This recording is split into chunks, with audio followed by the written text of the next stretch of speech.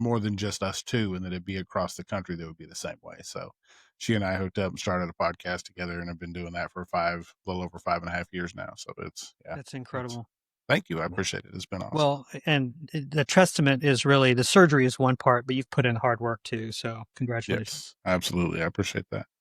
Yeah, that was a huge learning thing for me when he first did it, and Sarah's actually, his wife's actually a patient as well, and so then being myself getting educated about just all the dynamics of the surgery, that stigma of like, oh, it's the easy way out, and then you walk into it, or I come into it with them and been along their journey for both of it, and I'm like, that is not the easy way out. Like, I don't know where that stigma started from or whoever started that lie, but they were a freaking fool because you got to put work in. Even with surgery, you have to put work in before and after, and the success rates only being 50% over past 2 years or whatever it is. Oh, no, it's way less than that. It takes you 7 years to even get to the 45% mark of right. See, success.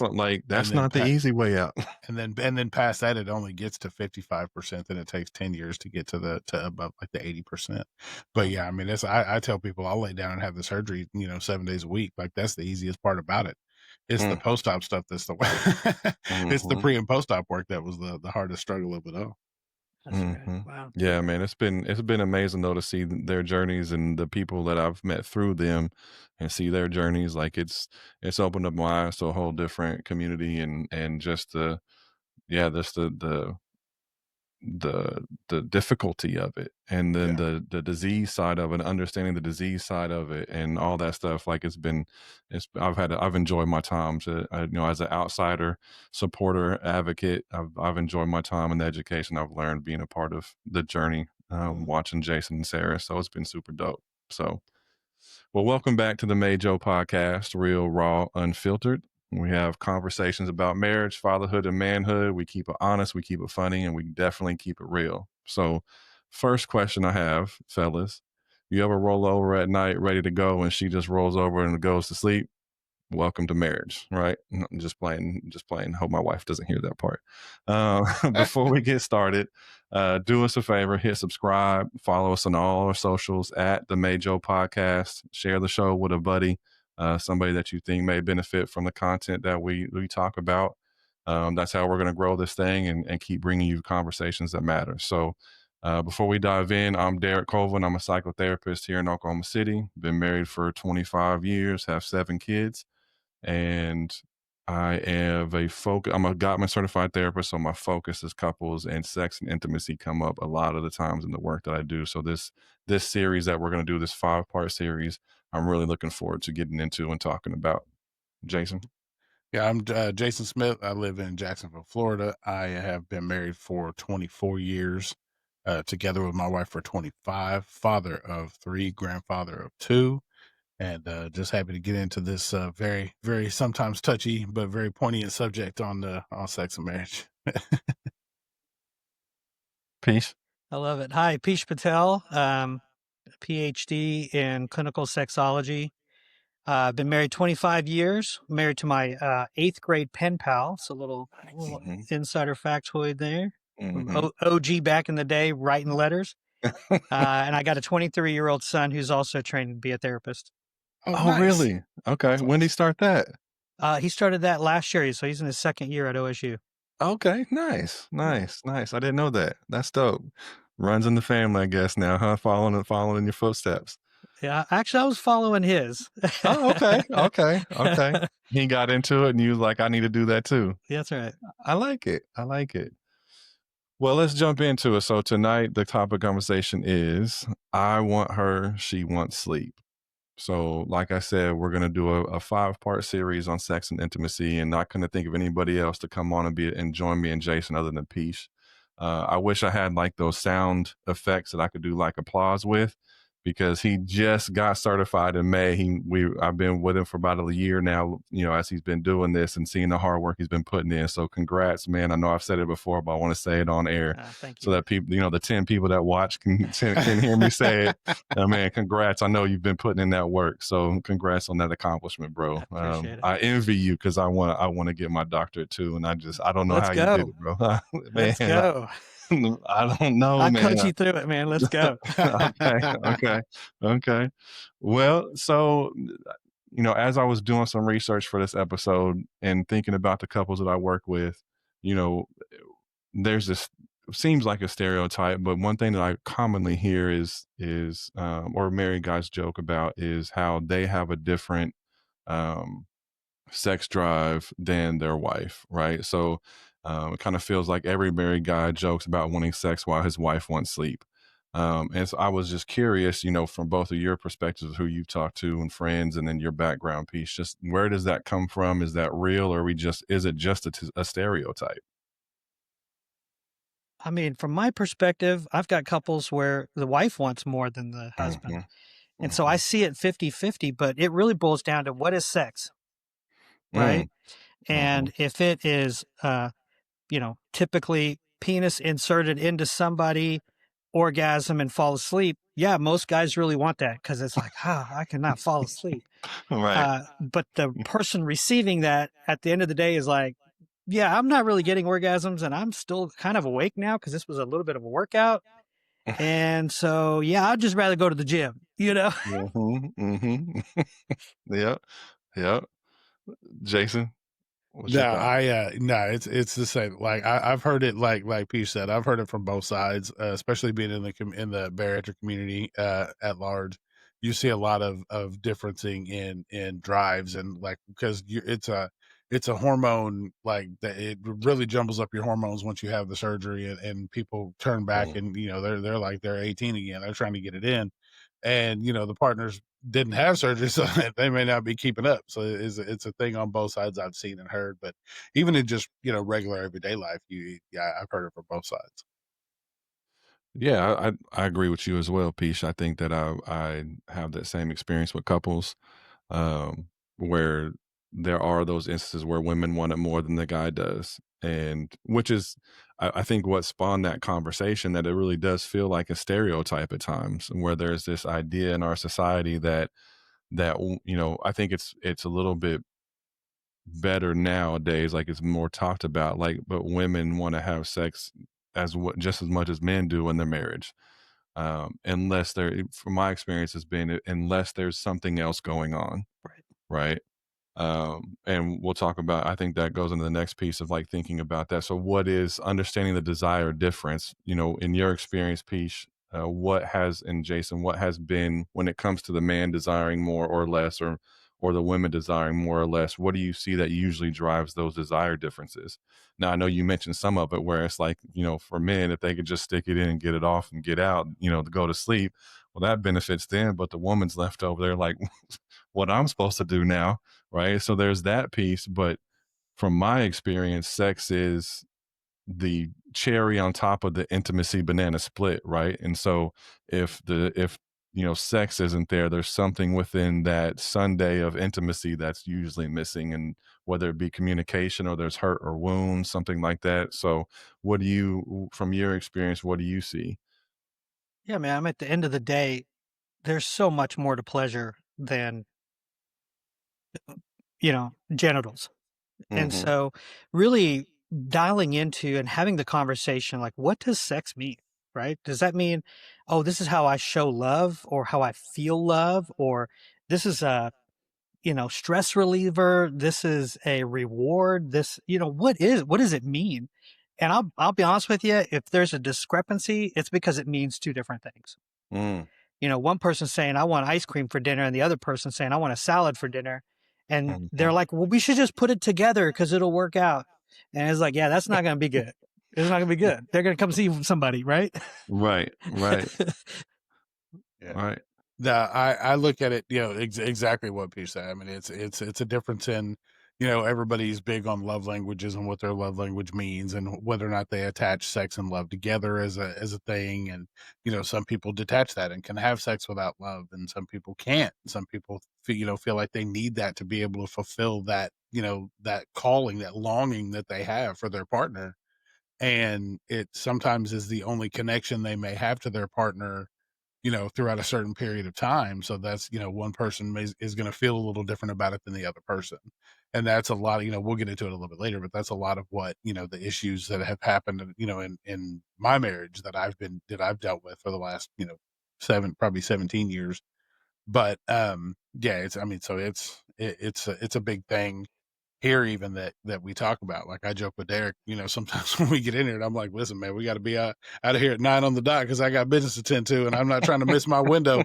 My window is small, son, so I'm diving through that shit.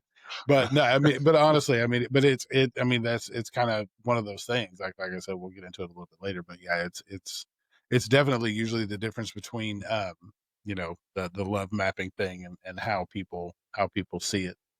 Mm-hmm. Well, media has kind of made us believe this fairy tale, like, oh man, we're going to run home, tear our clothes off, and it's going to be like, we should get married because then it could be like that every night. Every night. Like, let's do it. And then the honeymoon wraps up, and really it's just limerence, right? Like the hormones start to die down, and it's like, oh, we got to cohabitate. Oh, we got to be like, we have to make it important to have sex, but we used to just like do it. Now I tell my couples, like, come on now, you got to schedule it. And they're like, that's not sexy. And I'm like, oh, really? Because wasn't there a time when you like set a date, like literally put it on your calendar, right? Took a shower, got dressed, cleaned your car out, planned a dinner out. Like you had this, like, we getting it on tonight, right? Right. Yeah. And now you're like, where is she? Where is she? Come on now. We got to bring that back. People want that. But honestly, though, that's true, though, because a lot of people don't see it the same way. Like dates when you're married don't seem to say, like, if you have a set date where it's like, well, like, that's my thing. Like, we have a window. It's either Saturday or Sunday. If we can't do a Saturday, it's going to be Sunday. And then sometimes if we can't get it either one of those days, like, that's it till next Saturday, next Sunday. We got to try again. Because my wife has a very, very complicated, trying job where she's out all day, every day of the week. Like she may work from home Monday. She works from home Monday, and sometimes she's off on Fridays. But those days are still cram packed full of her using her brain to its maximum capacity, dealing with clients, talking to people all day. So when she gets home, her self-care is, I'm tuning the fuck out. Like, I'm turning everything off. Like, I'm be in my phone watching my little Korean dramas on YouTube, and that's what I need. And we can talk about dinner, but past that, I'm gonna need you to, kind of sit over there and exist. And, I can do whatever I'm doing, but as long as I'm doing it in her proximity to her, that's spending quality time together. I don't always see it that way because I'm one of those people that needs attention, needs touch, needs things, and she's just not that person. So it's one of those things we've really had to work through and work on. And I have to realize that I've had to do a lot of realizing that it doesn't matter what I do. It's not going to change how she views it, how she feels, how she, whatever. Like, I can go to the gym. I've been in the gym, 5 days a week for a year now, changing myself. And I'm like, I get excited about the things that I'm seeing. And she just kind of giggles. And I'm like, what is so funny? And she's like, you're just cute. Like, it's funny that you keep, look, but I'm like, I'm partially doing kind of some of this shit. So you'll see it too. Like, you'll notice. And it just comes across a little different. And it's been a lot of work that I've had to reconcile with myself and realize that it's not me. It's her and how she's wired and how she sees it. But it's only through kind of, because she's a therapist as well. So it's only through kind of some of the things that she has said and some of the things I've learned from being with her and talking to Derek and, doing things, just some of the things that I've seen and heard and kind of picked up on is that I know that it's not necessarily me. It's the way she's wired. Yep. That's right. Yeah. And to take it to like, even thinking about backgrounds like childhoods and stuff, I was actually working with been working with a couple, and there was a story that came up for him where he had a kind of a troubled relationship with his mom and his dad, and he didn't have much affection. He didn't have much kind of attention in that way, kind of that physical intimacy. And when he was 14 was the first, or 15, something like that. He was a teenager. It was the first time that he had sex, and it was the first time he ever felt connected to somebody. And so then he attaches that now to, this is the way that I can have affection and get attachment and connection, is only through sex. And, again, in a teenage mind, he's not understanding the psychology behind it, but there was something inside then that triggers of, this is how I receive connection, is through sex. And so it's not about emotions. It's not about communication. It's not about all these other things. The only way that I know that I have connection is through sex. And it's caused a whole lot of issues within their marriage because, again, her experience with sex is completely different, right? And so I think there's another level to it that people need to also understand when it comes to desire differences, that there may be something more attachment based of why you want it more or need it more than maybe your partner does. But it does come back to having those conversations and being willing to explore that together and try to understand what that is. Because as soon as we kind of made that connection in session, he was like, oh. And then he started thinking about his other relationships, right? And how if the sex declined, he stopped feeling loved, and he started thinking these things, and he started making these connections that may not have been there, but it was wrapped into sex because sex was the only thing that he knew how he could actually get connection and that intimacy from somebody else. And so I think that does deserve other conversations too, of not just exploring sexual desire and communication within our relationship, but also those more subconscious aspects of sex are important. And then I think maybe it was something you said, Peach, but I think that a lot of the outside the bedroom stuff comes into play, as far as, are we, I actually, let me go back. I do like the way you said what you said. I'm gonna steal that from you, of like, when you say plan a date to have sex and people are like, oh, that just feels too rigid. You did it when you was dating. I've never thought about it that way, but I actually like that. And I think that loosens that up and help people reframe that in their mind of like, yes, you actually used to, man. I remember before my wife and I were married, or even early on, I was, and we've been married since we were 17. So I was a teenager at the time. But I'm making sure I'm cleaned up. I'm smelling good. I'm waiting to come over and see her. You know what I mean? Like, and we knew like what was going to happen. So, but it was planned. It's the same thing. It was planned. It felt more spontaneous because of the limerence stage, right? That first stage of falling in love, but it's still planned. It's the same come on, thing. you didn't wear no old ass dirty socks. Absolutely not. It was all the way down to like the socks. Like, I got to wear the nice socks. Man, no absolutely. holes in the toes, and she's in there shaving her legs and trimming up like she was ready. Yeah. So I absolutely love that, bro. I appreciate you saying that, because that definitely helps, even in my mind, reframing to then speak with couples about it. So, but bringing it back to, the difference in desire, just, outside of the subconscious stuff, like, if we're not communicating outside of the bedroom, if we're not talking, if we're not working through issues, if we're not repairing conflict, all of that is going to have a part in our sexual desires for one another. And we're going to get to the bedroom, and it's like, again, for guys, I think we've been told that, we're not emotional, we're more logical and all this. And then, again, in my experience, that's completely asinine. Most guys just don't know what they're feeling. Right. But they have a lot of emotions. They just identify as anger and happiness, and that's it. But they have a whole lot more. And so if we're communicating on an emotional level outside of the bedroom, it makes the intimacy inside the bedroom a lot easier. If all that makes sense. Absolutely. Absolutely. So when one person is in the mood and the other one isn't, what's some suggestions, or what's some things in your own relationships maybe that you have done in those moments that you can keep that from turning into a fight? Because I know for me and my wife, we've had those moments where one of us is in the mood, the other one isn't, and it does feel like rejection at times. And it hurts. And so, in your own relationships and in your experiences, how can we communicate in a way that we can keep that from turning into a fight with our wives? So in thinking about kind of just like desire as a whole, right? So we got a couple things going on here. We've got the stereotype that you just brought up, Derek, of the spontaneous, like, the wind hits you right, you got an erection, let's roll, it's time to go, right? And then we've got this responsive desire, which I always consider the two like a microwave or an oven, right? Like, one, you dial in what you want, you're ready to roll. The oven, you got to turn it on, you got to wait for it to warm up. And then whatever you put in there, it's going to take a little while to get it to temp, right? Like, it's going to take a little while.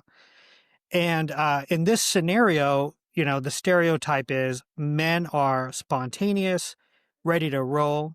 And so they act spontaneous, right? So I hear this all the time, like, if he grabs my ass one more time, like I just want a hug. But when he reaches down, that's his signal for I want sex. And if I'm not interested, then he'd be like, oh, I was just in for the hug, right? But I know what the grab on the ass means. Or some guys are like, they'll walk by and grab their wife's boobs, and it's like, are you in? Because if you're in, you're gonna respond. And then we got to teach, man, we got to evolve past like grabbing ass, right? Like that's not doing it anymore, right? It really is about how do we light the oven? So for women who need to light the oven, I always say, let's agree to like a candle, right? This is our sexy time candle. And if I come home and it's lit, I know what's happening tonight, right? But the best is just schedule it. Then you can anticipate, you can be prepared. Just like you said, Jason, like being able to say, hey, these are the 2 nights. That's why vacation sex is so fun, because you ain't got nothing on your mind, right? You gotta worry about the dishes and the clothes and the kids and work tomorrow and that stupid ass boss, when you said that, it does make a huge difference, because in how you approach the situation. It's not just about an ass grab or a, flick of the nipple kind of thing and be like, hey, let's get down. That kind of shit gets annoying. Like when you get, when you're kids, it's one thing, but when you're 50 years old, you're just like, stop, leave my ass alone. My wife would think something was wrong if I didn't smack her on the ass when she walked by, but so would mine. that's also not my cue to like, let's go. Right. So the thing for me, we've had to adjust it to, just going to bed early tonight. We're going to bed early tonight. We're going to try. Okay, cool. Let's do that.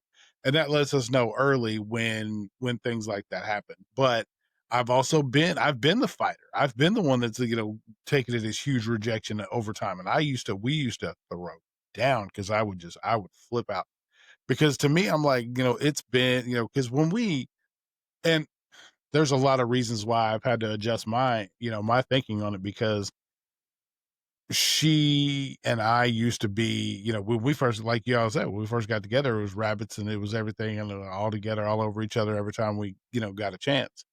And after my son was born, she went through she had to have a hysterectomy early. So she's going through major, issues, female issues with all her parts, and not being able to do hormone replacement therapy was a big blow. Like there's lots of things that went into it. But to me, not knowing any better, I'm 27, 28 years old, and, I'm pitching such a fit about it. She finally looked at me one day and was like, listen, we could never do it again, and I wouldn't give a shit.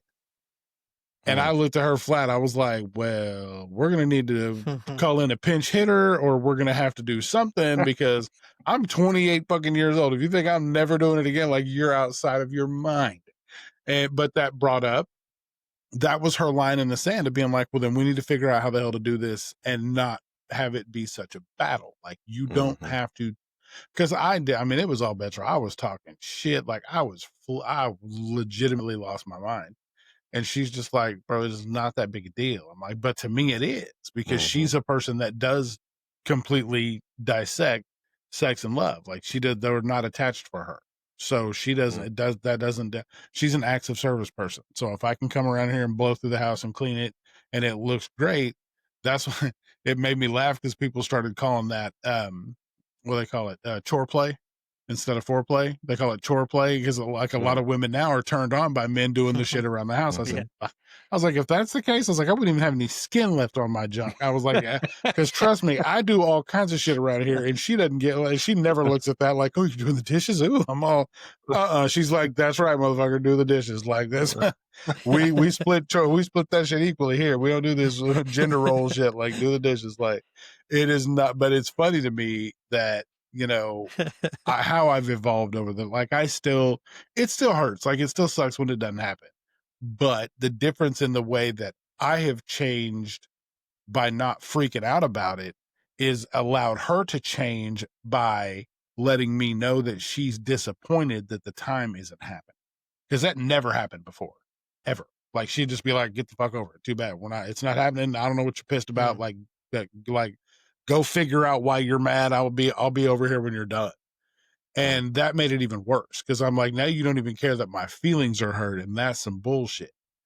But it was her response, her defensive response to my initial anger that shouldn't have been there in the first place. Cause that's not going to try, like me getting pissed off about it. It's not going to, she's not going to be like, okay, well then let's go. If that's, if it's going to make you happy, like, plus I'm not going to want that shit anyway. She said something Sarah to me definitely ain't doing that. Dog. She said something to me one time that made me laugh because she said, and I still go with this to like, we talk about it. It's funny now, but she's like, you want quality or quantity? And I'm like, oh shit. Because initially I was like, fucking I want quantity. Give it up, motherfucker. Like, let's go. And one time when she was not in the mood, she was like, all right, let's fucking do it. And I was like, are we counting ceiling tiles? What is happening? Because you couldn't give a shit what's going on right now. And she was like, you said quantity. And I'm like, well, that'll never happen again. And it legit has not. And so there's been times I ask her, I'm like, is this a quality or quantity situation? And she's like, honestly, it'll be a quantity. And I was like, nope, not doing it. I'll hold off then. I'd rather do it my damn self. I know I love me. Yeah. So I mean, that there just says that it means more to you than just the physical act of it, right? So it has a deeper, internal meaning that's much richer than orgasm. Yeah, I like orgasm. I want that. It is. Do you really? It is not the more same to for it. me in that way. Like because that's the thing for me is I can take care of myself 10 times out of 10. Like I don't worry about that. Like nobody loves me like me. However, the other situations, like it's like I would much rather have that connection because, and I know now that I've been, that I've gotten older and we've had time to kind of go through this and process these things, is the connection to her that I am missing throughout the week because not like there are days that I don't see her, but maybe an hour a day. That's and I'm like, this kind of sucks. Like, this isn't what we signed up for. But at the same time, I get it because I'm in here doing this when she's in there, or I'm recording for, the other deal while she's in there, or I'm doing, there's lots of reasons as to why, like her work, my work, whatever it is. And it just, it is a deeper connection that I'm missing out on when we don't have that opportunity. And I think that's why it's important for communication and men also learning what intimacy outside of the bedroom is. Because what happens, and I've had this conversation with the couple I was talking about earlier, where I said, what happens if she gets in a car wreck tomorrow and she's paralyzed from the chest down and you could never have sex again? How are you going to feel connected? Like you have to learn how to have that intimacy and that connection outside of sex. So, and sex literally be that added piece, that cherry on top that just completes it. Because you don't know, or like, what if you, as the man, gets in a car wreck and is paralyzed from the chest down and can never have sex? Like, you're just not going to be connected anymore. She'd be like, right. But I think that comes back to the question of doing some of that deeper work with yourself and trying to understand yourself, and then learning how to have some of those do more intimate type things outside of the bedroom, so that in those moments where you have to skip Saturday or Sunday, or it doesn't work out Saturday or Sunday, that you're not feeling so depleted by Tuesday or Wednesday, and then by the next weekend you're super depleted, right? So what is the intimacy we can do outside of the bedroom, whether it be slaps on the butt, like me slapping my wife on her butt, like that's a connection right there. Like she's like you, where like Sarah is, where if I walk by and I'm not smacking her on the butt, like she's gonna be like, what hold on, what is wrong with you? Are you mad at me? Like, it's right, like, what's wrong with you, bro? You want to fight or something? So those are the type of things. But then you have those guys too that they don't do those like constant things that keep that intimacy flowing. So when they walk up, they hit their wife on the butt, and it's like smacking a dude on a baseball teammate on the butt, and she's like, ow, that freaking hurts. What are you doing? Right? Like, so it's how can we teach men how to be more intimate outside of the bedroom? And I think you're right, Jason, that in today's society, it is about contributing more at home and taking a lot of the stress off the woman, that because there's still a lot of relationships that the wife goes to work full time, and then she has to come home and take care of the kids, and she has to do the housework, and she has to do all this stuff while the guy goes to work, and that's about all he contributes. And so why would the wife ever want to, ever feel in the mood if she has all that load on her shoulders, And so how can we as men, adjust some of our mindset to where we come in and we try to take as much, as much as we can off her shoulders to leave her emotional capacity while flirting with her, while showing her intimacy, while doing those things that make her feel wanted and seen and things like that. And women, I think too, men, we want to be desired as well. Like, again, it's not just about the bedroom. Like, it's not, anyway, like we want our wives to flirt with us. We want our wives to acknowledge us. Like, even like you were talking about earlier when Sarah's like, you're just cute. Like, you probably feel good in those moments where she's just looking at you smiling and she's acknowledging that. Right. So it's so maybe not just men, but it's couples. How do we continue to improve communication and intimacy and flirtation and understanding that sex is just a cherry on top of all of that? I think is an important step for people. Oh, Piyush, what's your thought? Yeah, man. I mean, at the end of the day, people want to be connected, right? There's a reason why nursing homes, like STIs, are like rampant, and and I think it's because a lot of couples get into the situation where there's this forced celibacy, right? Like, I want to stay with you, but I'm kind of done, like, quote, servicing you. I'm, quote, being the receptacle. I am, quote, tired, right? I'm just tired of not getting what I want because they haven't had the conversation of what makes you happy, what's pleasure to you, right? Most women are not having an orgasm from a penis. And if you're like the tiny 1% of women who do, God bless you, but the rest, they're not, right? It just, the anatomy doesn't work that way. And so for them, there's this extra level of like, okay, there's extra work. Will my partner do that? I'm going to end up sleeping in the wet spot because there's fluids involved.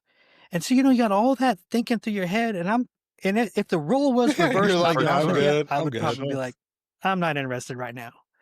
Because, if I had to do all that, I'd be like, I don't know if I'm down with all that, right? Like, there's no guarantee I'm going to get pleasure out of this. I'm going to end up doing it myself. So if I'm going to do it myself, I might as well just do it the way I like it. So I could totally understand all of that, right? So then it's all about like, how do we have a deeper connection, right? How do we disconnect orgasm from pleasure? How do we introduce novelty and have some fun in the relationship, right? I work with the kink community. One of my specialties that I trained in was in the kink community. And look, man, it's all about communication. It's all about having a good time. And it's all about knowing your boundaries and being okay walking up to the edge a little bit. And I think what ends up happening is in the early days, I don't know if you hear this, you guys may hear this with your couples that you guys work with, but it's like, I wish it was the way when we were first dating. Man, how can we just kind of can we revert back to time the way it was? Well, the way it was, one of you was lying, right? One of you was like, this is the best. I love it this way. We should do it. We should get married and do it like this every day. That's what I like to call and the then brochure reality stage. is like, This is what you get when you come to Camp Jason. Look at all these wonderful activities and pages and fun you can do. And then it's like a couple months in, you're like, man, fuck that shit. I don't like none of that shit. That's right. That's right.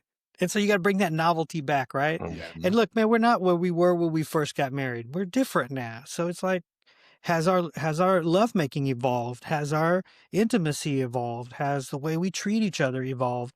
Or has it regressed further and further to, caveman? We live together and you can put out when I want it. I think a lot of that too, like we were talking about the gender thinking. role and the things like that these days. I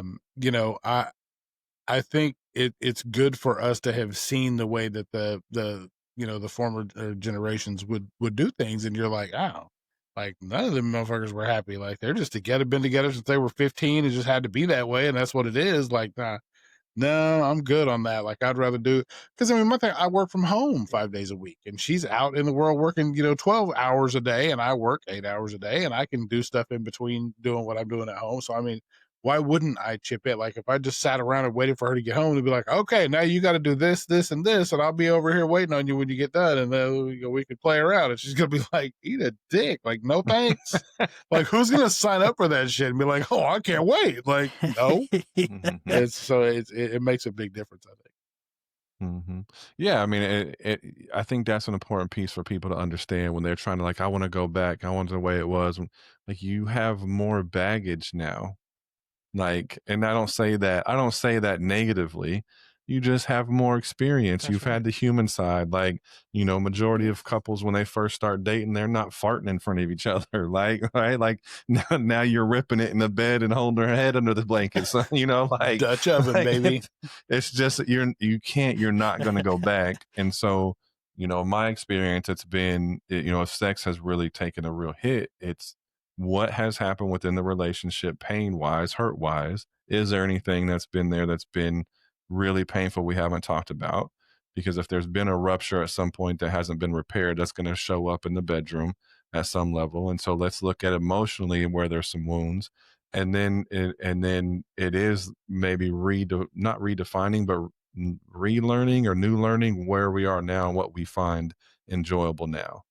Like, you're never going to get back to that. Like, me and my wife are never going to be the 16, 17-year-olds again, 18-year-olds again, like we once were, right? So if it's learning how we can get some of those same feelings, but in 40-year-old Sheena and Derek now, if that makes sense. And it's just being open to new things, Yeah. maybe, or being open to, like you said, reframing something and looking at it differently, and maybe experimenting, going up to the edge and taking it cautiously, and doing something that maybe you haven't done before, but it's exploring those things to have that same kind of excitement.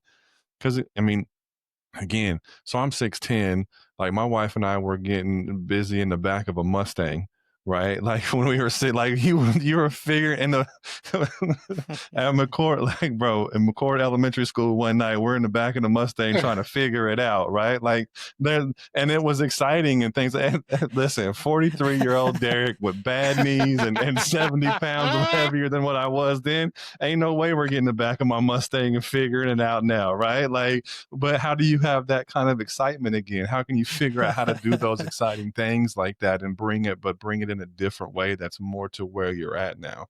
I think is important. Piyush, were you going to say something? Absolutely. Absolutely. No, I was gonna ask Jason, like, do you have you like noticed like body image, because that happens in non-bariatric community, right? Like, people change, like, life happens. People put a few pounds on, then it's all of a sudden their own body image starts to show up in the sex, and it's like, I don't really want to put myself out there because I don't like the way I'm feeling right now about myself. And then we project that on our partner, like, oh, I bet she don't like the way I look right now, so why am I even going to try, right? So I'm sure that's probably magnified Well, in and your it's community funny because people are because changing the other the way, biggest thing in right? the bariatric community when it comes to sex, dating, or being with anybody is their loose skin. So, you hear a lot of times like, well, I don't want to get naked in front of my partner because I look like a melted candle. And it's like, well, I get that. But like, so when my wife and I got together, we were both uh smaller. Like, so I was 6'4", weighed like 235. She's 5'9", and she weighed like 160 maybe. Well, I got up to 468 pounds. She got up to 391. And, so we saw each other progress all the way. But, one of the things about me that I always had said to her was like, I didn't even notice you were that big. Didn't matter to me. Like, I was down regardless. Didn't matter. And then we got to a point where we spent a good couple of years where it just wasn't possible because of my size. I wasn't able to do anything at all. So I mean, we kind of switched it up and adjusted and did things where we could, each kind of pleasure each other and without sex being involved, because we just couldn't. It just physically wasn't possible. So now that we're on the, downward slide, she's lost and I've lost, she's just like 150 pounds. She's lost and I've lost 200.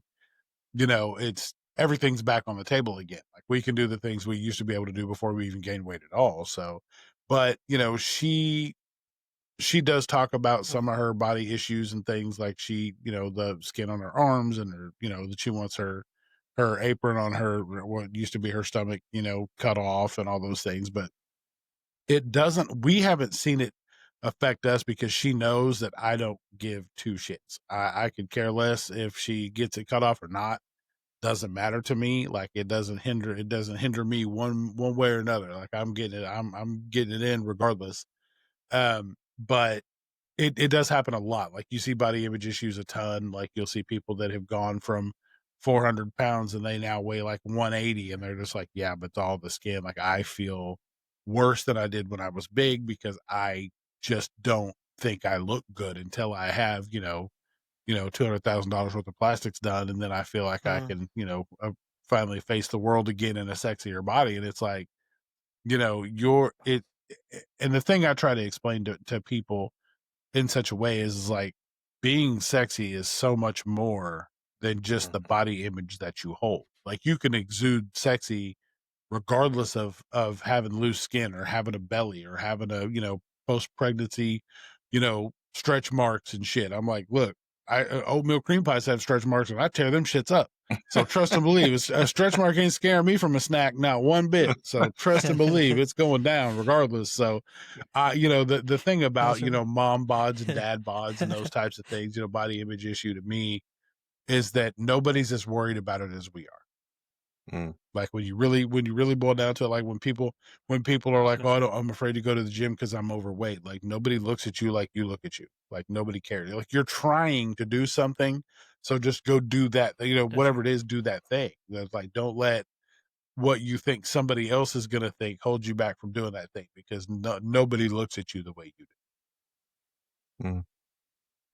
Yeah. So is there any way that you've seen that has been beneficial to help people maybe overlook the loose skin? Because I know in conversations with Sheena and I, that's one thing that she's worried about with getting surgery. There was something that popped up the other day on Facebook, and it was forget the name of the show, but it was some show, and it was the wife had gotten surgery, and so she had the loose skin. The husband was just a jerk, just an a-hole about it. He's like, yeah, I don't like the loose skin.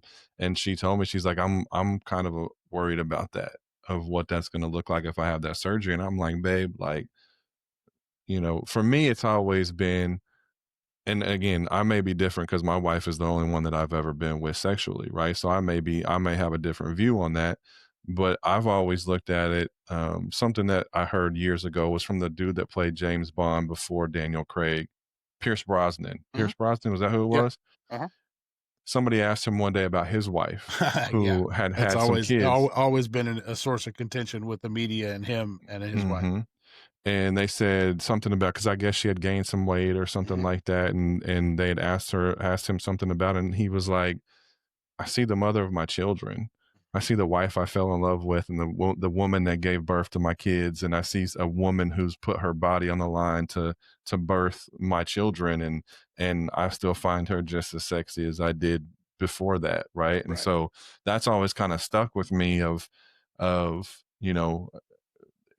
does my wife, is she like to have a supermodel body? And I'm like, no, I don't necessarily want that. Like my wife has given birth to 5 of my children, and she stayed at home and she's raised them as much as she could. And she had 4 C-sections, right? And our 5th one with our twins, they ended up telling her she had to get,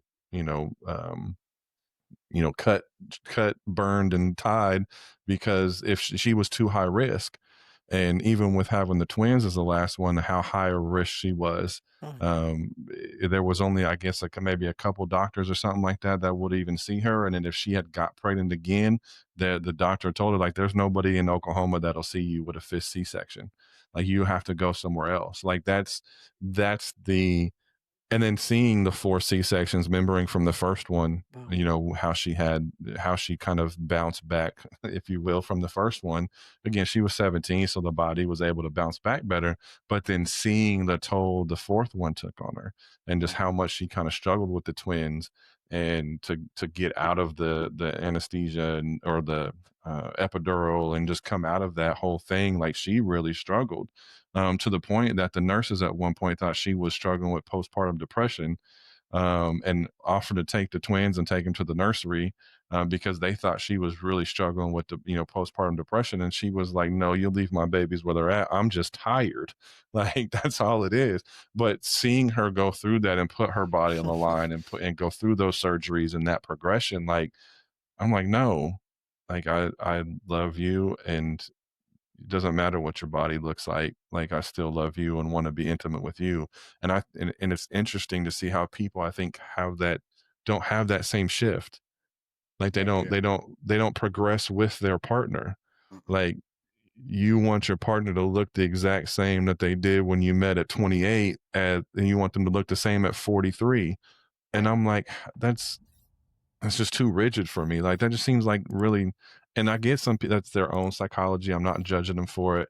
I just am like, man, that's too rigid for me. Like there's no growth and no room and no flexibility in that. And that's not fair to your partner. No, no, and you'll hear a lot of times people, the spouses that don't go along for the ride and just let their partner goes and has the surgery and does the things and loses weight. Then you'll hear like the disconnect and the divorce rate in post-op patients is so high. It's some ridiculous, like 80% of bariatric patients will go through divorce. And it's based on the fact that most of the guys that, because the biggest, the biggest number of people that have the surgery are females. And so their partner got with them because they enjoy, fuller body women. And so when they're not that anymore, then it's a problem. They're like, well, I didn't marry this. This is not what I came after. Like I came after you the way you were. Now you want to change that. Now you're getting a little confidence about you. Now you think you can find something better. When in reality they can't, because the thing is that when you are overweight like that, you settle for literally everything. You settle for your friend groups because you're just happy somebody wants you around. You settle for a partner because you're just lucky somebody wants to love you in any capacity whatsoever, because you can barely love yourself. And so you get to that part where once that starts, you start losing that weight, you get some confidence about yourself and you realize that you do love yourself more. You don't settle anymore. And so the way people talk to you really does matter now, because you're like, well, I don't have to put up with this shit. And people are like, well, you didn't have a problem with it for 20 years that we've been doing this. And it's like, well, I do now though. Like I do, like there has to be changes made or it's going to be a problem. And the people usually don't want to make that adjustment. So then, things happen. Friend groups fall out. People that you've known for 20, 30 years, you're not friends with anymore because you realize that you were the token friend or the easy friend, or you were the friend that was always doing everything for everybody, because you're usually a people pleaser when you're like that. Those are just things that people kind of snap to when they come out and go, well, I don't really want to do that. And it's like, oh, well, you're not going to help me now? Well, you've always helped me before. And it's like, yeah, I don't want to do it.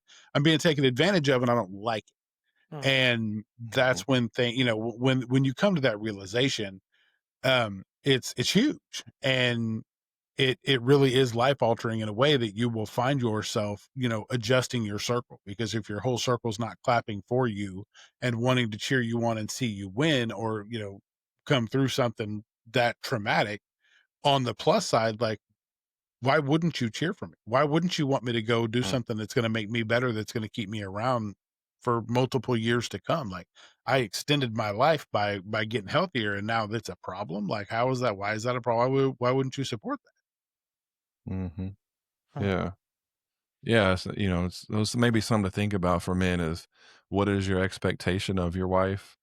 What is it within you that you may be projecting onto your wife that causes you to not be okay or content with her growth as a person and the changing of her body and the changing maybe in her desire? I mean, hormones change as we get older and libido changes and all those things changes. And so what is it within you that this is hitting on that now you're struggling with her change as a person?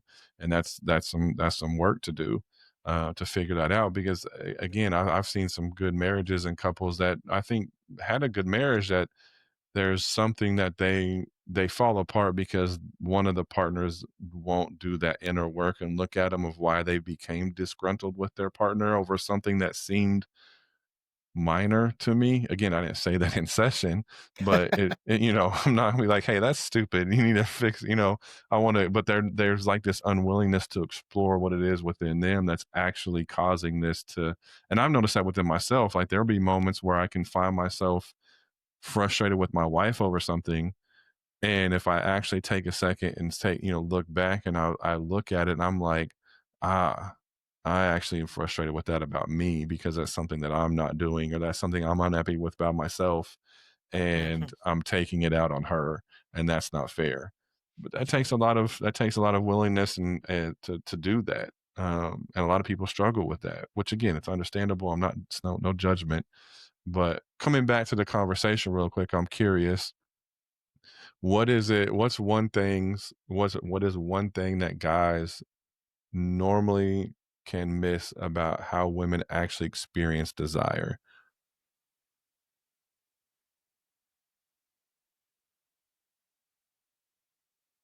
If we go with the stereotype, Mm. it is that they experience desire the same way I do. And so if we think about the whole adage of opposites attract, right? And No, you're I'm good. more You're of good. an Imago guy than a Gottman. Sorry, Derek, as my Gottman guy. But it really kind of, for me, connects the dots of like, yeah, you're attracted to what you aren't. You're attracted to what you don't have. You're attracted to like that side of like, oh, that can bolster my side that I don't have. And so if you're yeah, let's get it on. I'm ready to go any time of day, all the time, because that's what sex means to me, is that's a hug to me. So I'm ready to roll. You're probably going to ultimately be attracted to somebody who's completely opposite to you. So your subconscious can like round out that whole being, right? And so I love the title of the show, right? Which is, I want sex, she wants sleep, because spontaneous people are going to be like, oh man, this bed feels nice. It's probably perfect to have sex. Hey, you Right. in? And it's like, in, I was about to fall asleep. How, like, that should have happened hours ago, right? And I think that's really what it kind of boils down to, is understanding that your partner is this whole being that is not a mirror of you, but it's the opposite of you. And when you can connect, it really is like, let's light this candle. It's a conversation, right? Let's light a candle at dinner, and that signals, or if you walk in the bathroom and the candle's lit, Mr. Spontaneous, I know what that means, right? And the opposite is true too, right? The people who love spontaneous sex want to feel valued. They want to feel love. They want to feel like I'm attractive, right? So that the partner has a little bit of onus of saying, hey, I can fill that bucket through the week. It doesn't have to be in this one moment, right? If you're grabbing ass, anytime she walks by and hits you on the ass, I mean, when my wife does it, I'm always like, what does that mean? Because that doesn't happen every day, right? Like, that's cool. I like that, And that's just her way of saying, hey, I know you're different in the way you interact with me, because, the young version of me was that way. Like, it was like, I think if I grab her butt, she'll know that I'm interested in her. And then let's fast forward what that does to the brain, right? Which is, oh shit, he grabbed my ass. And now I've already cascaded all the events that are going to take place. And I got to do it like a value. Like, is this worth it for me right now, or am I good? Right? And so I think one of the best things men can do is change their game up, right? Evolve, bring that novelty into the bedroom. It doesn't need to be in the bedroom. I don't know why we always say the bedroom, right? I don't fit. Couch I is might great. be. That I don't Mustang fit is back probably there. just So. fine too, man. It might be fun. He's like, somebody else is gonna have to tell me how it is, because I won't know. Because I cannot get back there no more. I don't know how I pretzeled myself up while I do, because I was 16 and I wanted something, so I pretzeled myself up and figured it out. But at 43, ain't no way. I want to be able to get out. Yeah, right. Oh my God. There was something. There was something that I think an important piece of that, of what they miss, is what you said of most women don't orgasm with just a penis, right? And there was a video I was watching one time, forget where I was seeing it, but the woman was talking to I think therapist or something, or it was a group of ladies, and she's like, if your man just has sex with you, all he's doing is basically masturbating inside of you, like, because that's not how women actually get off. Like, Right. And so I think men, the way that a lot of men miss how women actually experience a desire is that lead up. It is doing all the extra things. It is taking that time, which, if men can reframe and adjust the way they view things, they can start to enjoy that. Because then it becomes not just about me getting my enjoyment, I'm getting enjoyment out of it, letting her get enjoyment.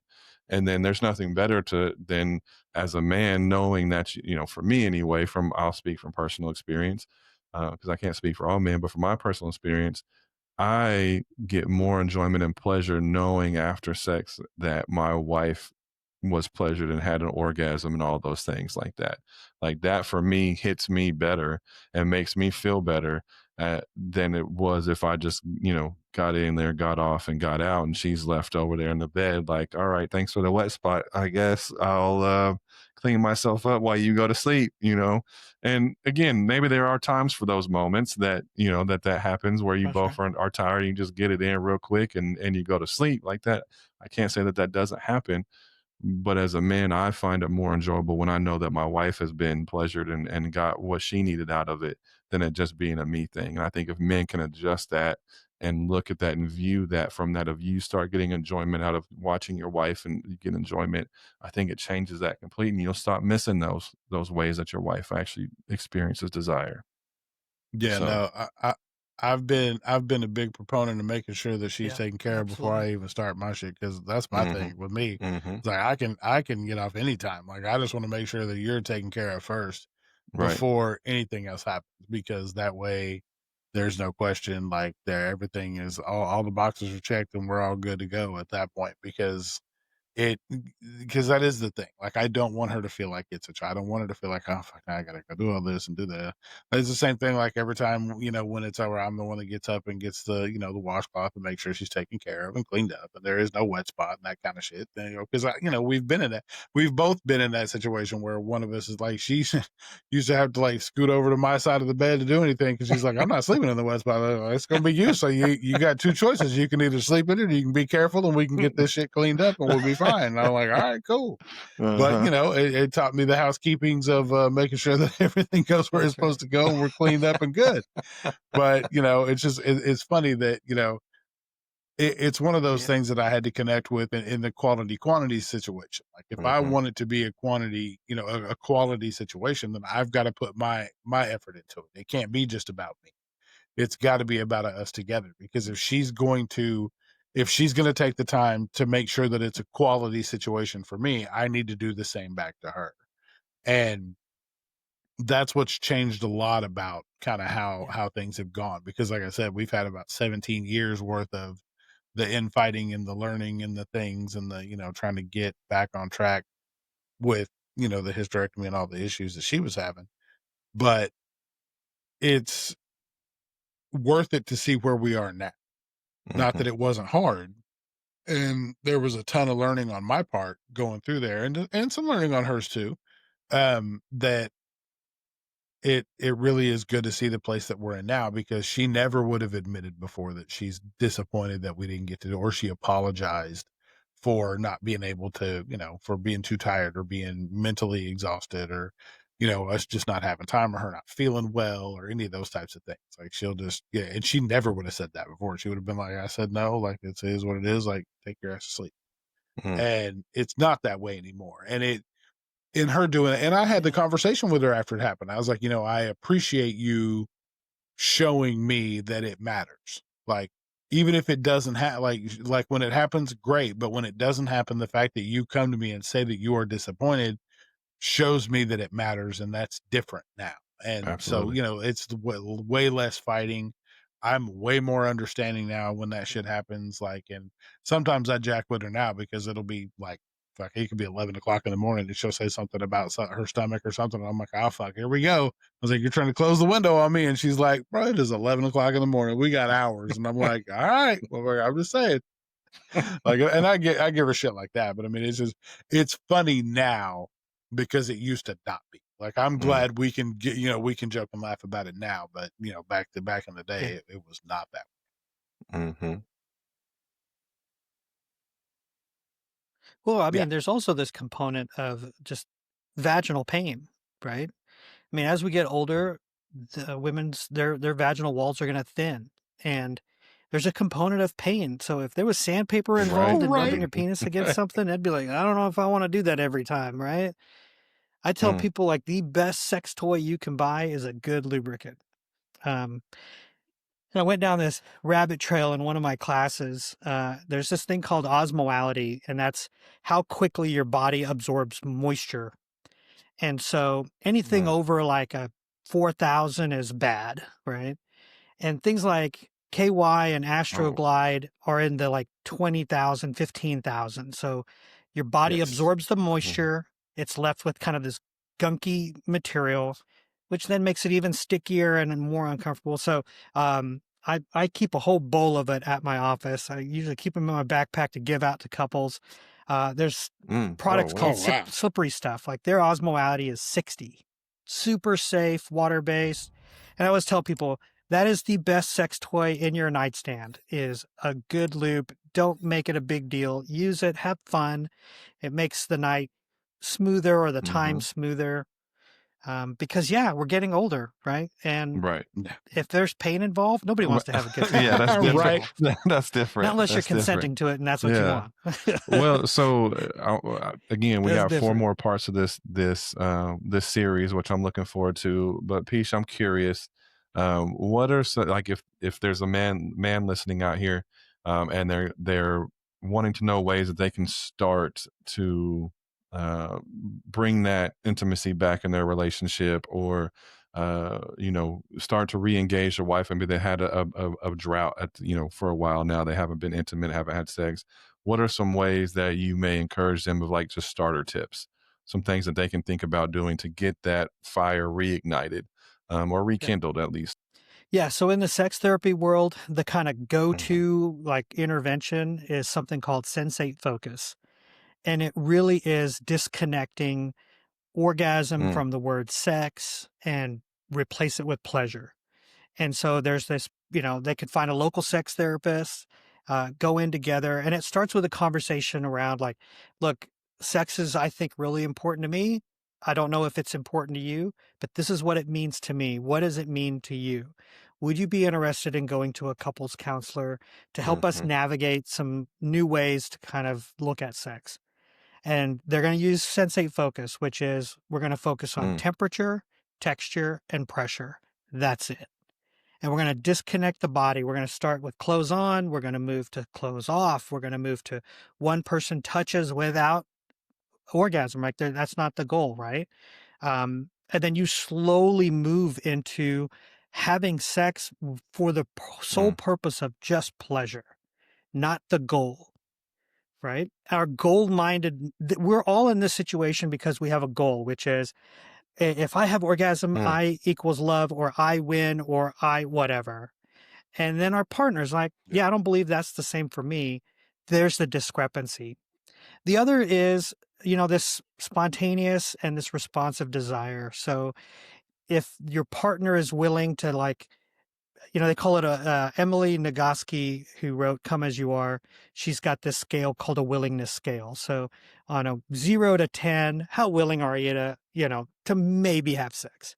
And if it's like 5 or more, that kind of just means I might be. Great. Maybe let's just make out for a little while and see if the oven comes on. Right? Because my microwave is ready to go right now. But I'm going to need to go like light the pilot light and kind of, and maybe you got a wood stove. You kind of got to go cut some wood down and put it in the oven, right? Like that's just like the buildup. And we did it when we were dating. And that's just it goes back down to it. We were willing to do it when we were dating.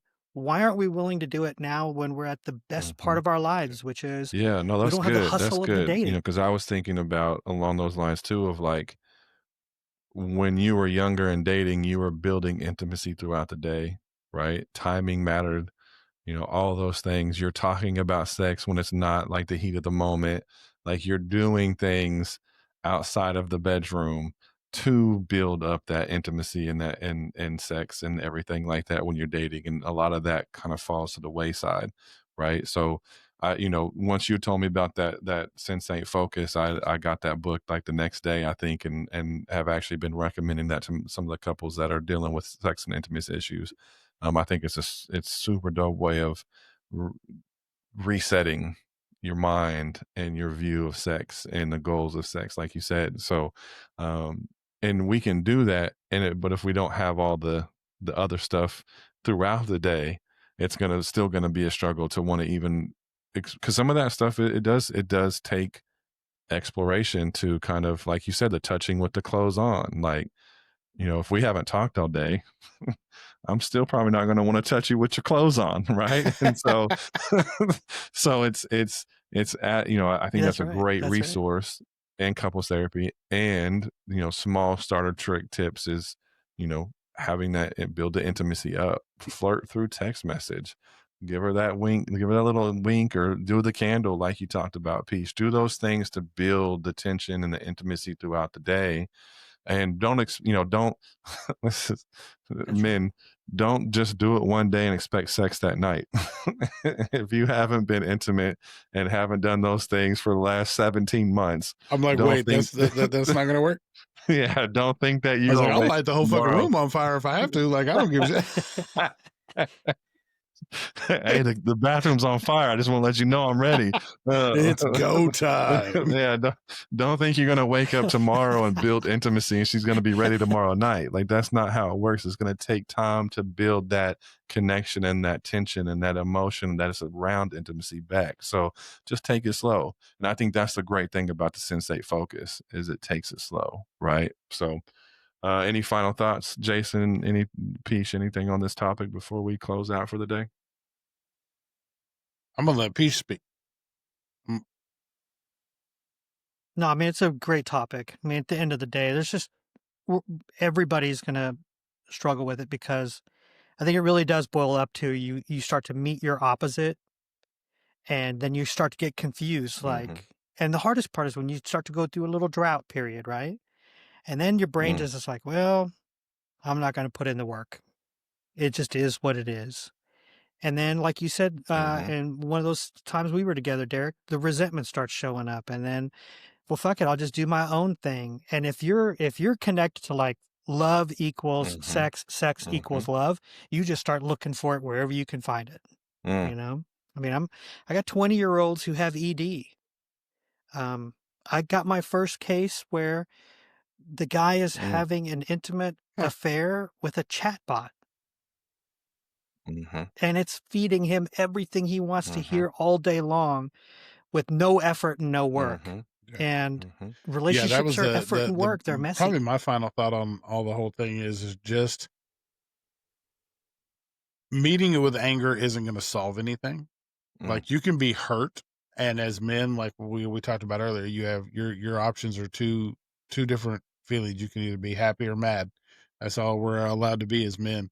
But hurt often will show itself as being angry, like being mad. You're just mad because you're hurt. You're pissed off because you're hurt. You're pissed off because you had to feel it. And you're twice as pissed because you had to tell somebody that you're actually hurt.